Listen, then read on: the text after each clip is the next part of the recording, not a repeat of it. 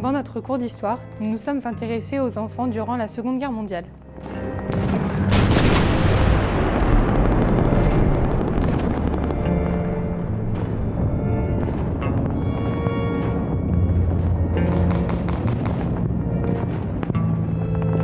Nous avons décidé de mener l'enquête au CDI, sur Internet et avec les membres de notre propre famille.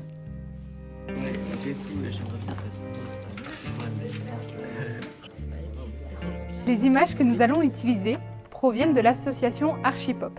Ce ne sont pas des images filmées par des journalistes, mais par des amateurs, le plus souvent avec des caméras de 8 mm. Il s'agit en fait d'archives familiales, celles de la famille Bertrand, celles de la famille Verquin et celles de la famille Robert. Nous avons d'ailleurs retrouvé Claudine Robert, qui était alors petite fille et qui apparaît dans les vidéos. Elle a accepté de témoigner pour nous. Oui, donc je m'appelle Claudine Robert, je suis née le 13 février 1938. Votre père sortait sa caméra à quelle occasion en fait? Eh bien, il sortait chaque fois qu'il avait l'occasion de le faire pour avoir des souvenirs. Je me souviens que quand les Allemands étaient dans l'école, il y avait à l'extérieur une pompe qui donnait dans la cour de la maison. Et c'était une pompe à main, là, alors il venait se laver là. Et mon père s'était caché derrière une porte. Il avait filmé les Allemands en train de faire leur toilette. Mais bon, il l'a fait en cachette. À l'époque, les enfants de notre âge qu'ont-ils vécu ?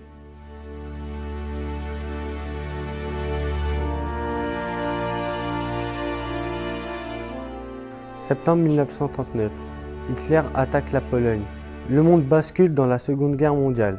Deux camps s'opposent, l'axe avec l'Allemagne, l'Italie et le Japon, les alliés avec le Royaume-Uni, l'URSS, les États-Unis et par la suite les résistants français. En mai 1940, Hitler veut continuer à agrandir et à annexer les territoires.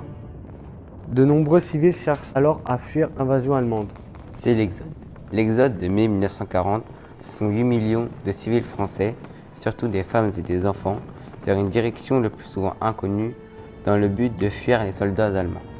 Puis ils partent sur les chemins sur lesquels ils sont parfois rattrapés par les avions et leurs mitrailleuses. Des gens marchent à côté de vélos trop chargés pour qu'on les enfourche. D'autres poussent des brouettes pleines aussi. Nous dépassons une petite vieille qui n'emporte que des pots de fleurs dans la sienne. Ceux qui n'ont ni vélo ni brouette portent des valises et des ballots lourds et encombrants. Sur les charrettes s'entassent des matelas, des objets divers, des cages de lapins et de poules. Au loin, arrivent des avions qui survolent la file des réfugiés. Ils piquent brusquement. Tout le monde se précipite dans les fossés, s'y aplatit. Il n'y a pas d'autre refuge. Je m'appelle Nicole et j'ai 6 ans en 1940. En 1939, mes arrière-arrière-grands-parents habitent à Troyes dans l'Aube. Ils ont obtenu un laissez-passer et ont chargé leur véhicule. Comme beaucoup de voisins, ils sont partis sur les routes de France. Les souvenirs sont restés très présents dans la mémoire de mon arrière-grand-mère. Les bombardements sur les routes, les nuits dans les granges et enfin l'arrivée à Limoges. Ils ne connaissaient pas cette ville, mais elle était en zone libre. Mes arrière-arrière-grands-parents ont pu prendre un petit café dans le centre de Limoges où ils ont retrouvé beaucoup de gens qu'ils avaient connus dans le Nord, leur région natale. Mon arrière-grand-mère est née en 1932. Elle s'appelait Sylvaine Doyen. Quand la Deuxième Guerre mondiale commence, elle a 7 ans. Durant la guerre, elle vivait dans une ferme familiale avec sa mère, sa tante et sa cousine. Il y a eu un bombardement de chemin de fer juste derrière sa maison. Elle témoigne que le trou causé par la bombe mesurait environ 10 mètres de diamètre. En 1940, mon arrière-grand-mère part avec sa famille car il fuit l'avancée des Allemands. Après l'exode, elles rejoignent la ferme familiale et découvrent une demeure pillée.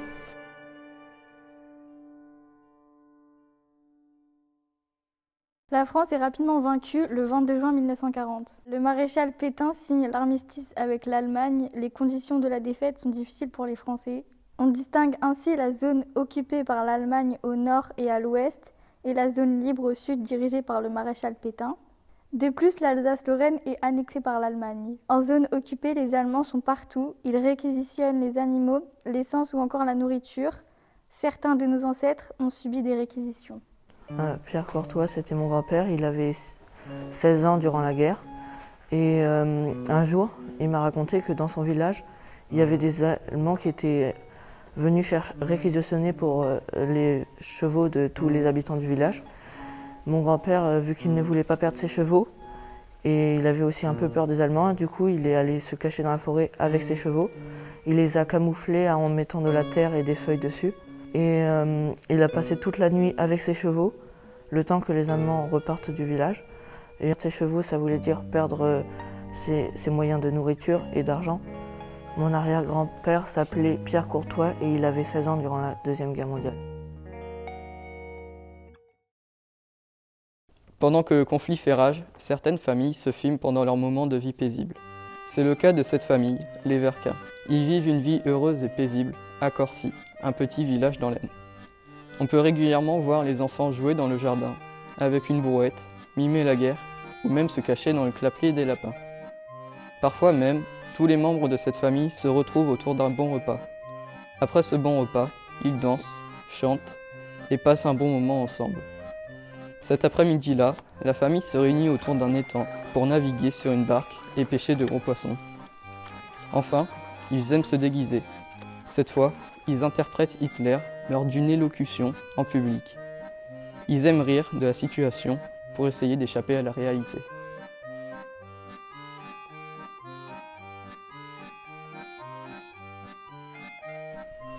Pendant la Deuxième Guerre mondiale, on redoute les bombardements. Les familles construisent des abris, on y voit des enfants jouer puis essayer leur masque à gaz. Et donc du coup le bruit des bombes ça devait faire quand même très peur aux enfants. Le fait de mettre le masque à gaz ça aurait pu traumatiser des enfants.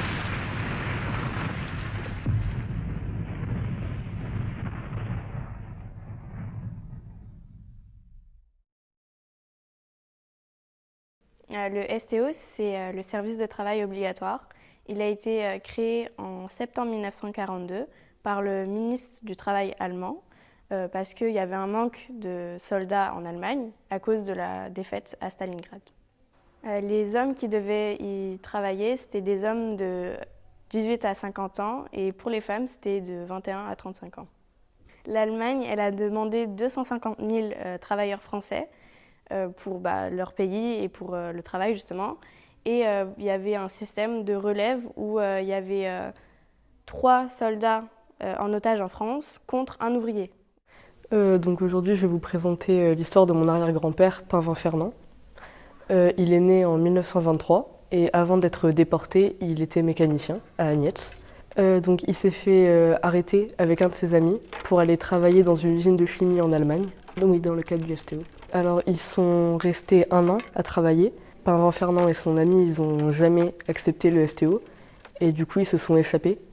Il va être hébergé par des familles à qui il va rendre des services pendant sa fuite. Donc il écrira une lettre au maire d'Agnetz dans laquelle il lui expliquera sa fuite pendant 2 ans. Et le maire lui renverra une lettre dans laquelle il lui dira qu'il accepte que Fernand ne retourne pas au STO et qu'il incorporera le centre d'infanterie. Donc suite à ce poste en infanterie, il gardera la poste d'Agnetz et c'est en gardant cette poste qu'il rencontrera Huguette Robert, mon arrière-grand-mère.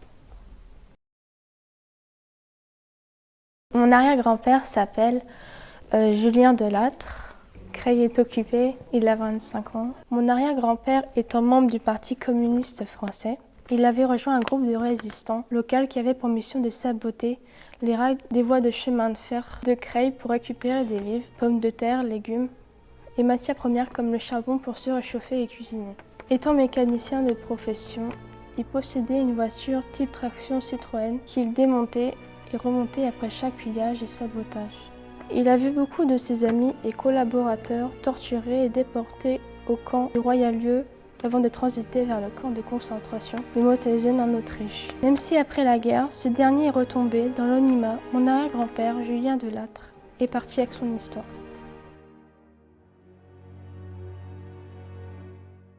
Roland Morin était le frère de mon arrière-grand-père.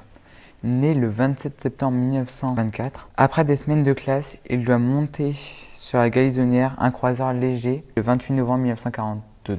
Mais la veille, le 27, c'est le sabordage de la flotte sur l'ordre de l'amirauté suite à l'invasion de la zone sud par les nazis. Fait prisonnier, il est libéré en décembre. Quelques mois plus tard, il entre dans le corps franc Vengeance comme chargé de mission pour faire passer des informations et des coordonnées. Mais le 18 mai 1944, il est arrêté par la police française et remis aux nazis. Il est déporté à Sottbostel près de Brême. Il est libéré par les Américains, mais meurt quelques jours plus tard du typhus. Il sera promu sous-lieutenant et décoré à titre posthume de la Croix de guerre en novembre 1947. Pendant la Résistance, les enfants sabotent les lignes de train. Ils volent les armes des Allemands, parlent par messages codés, grâce notamment aux poèmes, et ils aident à la fabrication des faux papiers. Ils se faufilent également dans des barbelés allemands pour observer ce qui se passe et le rapporter à leurs parents. Les enfants risquent gros en étant résistants. Ils risquent de se faire arrêter puis déporter dans les camps de concentration et d'extermination. Et ils risquent également la peine de mort. Pendant la Seconde Guerre mondiale, les enfants juifs subissaient de l'antisémitisme. Ils avaient l'obligation de porter l'étoile jaune, l'étoile de David. 1 500 000 enfants ont été déportés, dont plus de 1 million de juifs et au moins 10 000 tziganes. Les enfants pouvaient être arrêtés par la Gestapo chez eux ou bien à l'école. Ils étaient entassés pendant plusieurs jours dans les wagons à bestiaux sans pouvoir manger, boire ou bien pouvoir aller aux toilettes. Se laver était aussi impossible. Au camp, certains n'avaient aucune chance et étaient tués sur le champ. De plus de 12 ans étaient utilisés comme travailleurs ou étaient sujets à surveillance médicale. Ceux qui avaient la chance de survivre étaient traumatisés à vie. Mon arrière-grand-mère s'appelait Hélène Idasiak, elle habitait en Pologne et à l'âge de 14 ans, elle a été déportée en Allemagne. Quand Hitler a décidé d'annexer la Pologne, elle a été obligée de faire le ménage, de faire la bonne, de préparer à manger, de surveiller les enfants. Une fois que l'Allemagne a été libérée, elle est retournée en Pologne et elle a rencontré mon arrière-grand-père. Mon grand-père s'appelait Gérald Rollin. Au début de la Seconde Guerre mondiale, en 1939, il avait 6 ans. Il a été caché par des nonnes dans un couvent pour ne pas subir la déportation, car il était juif. Donc, il a pris le nom de Rollin à la fin de la Seconde Guerre mondiale pour ne plus jamais être inquiété par sa religion. Mon arrière-grand-mère vivait à Madagascar durant la Seconde Guerre mondiale. Elle m'a témoigné de ce qu'elle a vécu à ce moment-là. En 1940, l'armistice est signé, les soldats des colonies rentrent chez eux. Comme la Seconde Guerre mondiale a été une guerre totale, tous les moyens économiques et humains ont été tournés vers la guerre, ce qui dégrada la situation sociale et financière du pays. À partir de 1944, la libération commence. Les Britanniques et les Américains arrivent dans les villages.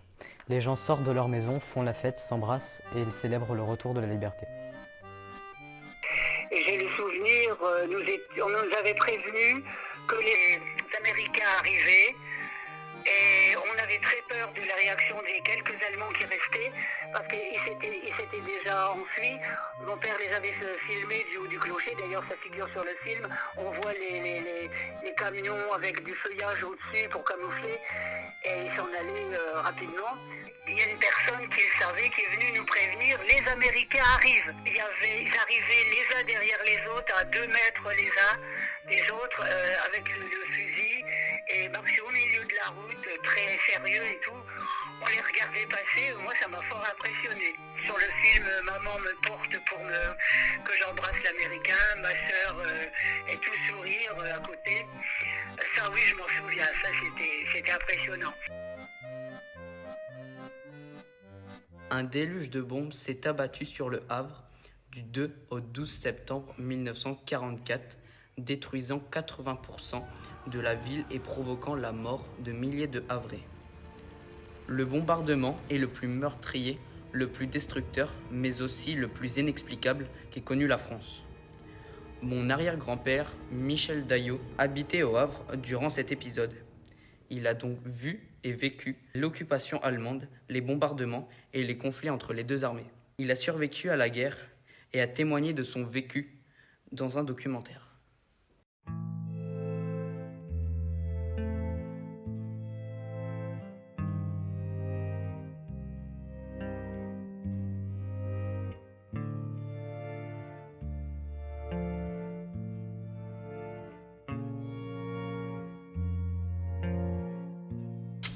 Après avoir visionné les images d'archives, nous avons pu nous mettre à la place des enfants. Sentir leurs différentes émotions, comme la peur d'être pris lorsqu'ils aidaient à la résistance, ou encore la peur de perdre leurs proches. Même s'ils ont pu continuer à avoir des moments de jeu et de joie, la mort était omniprésente, ce qui déclencha en eux une perte de leur insouciance et de leur enfance.